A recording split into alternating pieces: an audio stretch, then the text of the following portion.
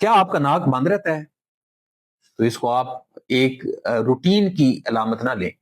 کیونکہ جب بھی بار بار آپ کا ناک بند ہوتا ہے تو یہ عام طور پر سائنوسائٹس کی علامت ہوتا ہے۔ اب سائنوسائٹس کیا ہوتا ہے؟ بیسیکلی جب ناک کی الرجی ہوتی ہے، اس کو ہم رائنائٹس بولتے ہیں، اور الرجی کی وجہ سے کیونکہ جو سائنسز ہوتی ہیں ان کے، یہ جو ہماری سائنسز ہوتے ہیں، اگر آپ ہیومن کھوپڑی دیکھیں تو یہاں پہ خالی ہوتی ہے، تو وہ ان کو ہم سائنسز بولتے ہیں، وہاں سے ڈرینیج ہوتی ہے ناک کے اندر، تو جو وہ پورز ہیں جو ڈرینیج سسٹم کرتے ہیں اس کا سائنسز کا، وہ بلاک ہو جاتے ہیں،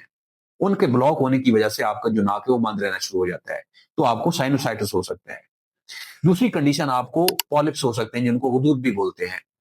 اور تیسری کنڈیشن یہ ہو سکتی ہے کہ آپ کا جو ناک کی ہڈی ہوتی ہے اس کو ہم ڈائیورٹڈ نیزل سیپٹم بولتے ہیں یا ڈیویٹڈ نیزل سیپٹم بولتے ہیں، یعنی آپ کے ناک کی ہڈی ٹیڑھی ہو سکتی ہے۔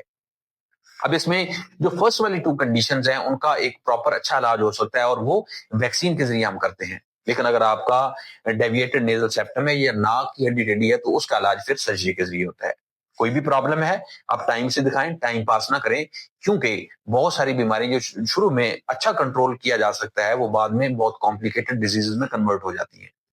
اس طرح کی مزید ویڈیو اس کے لیے ہمارے چینل کو فالو کریں۔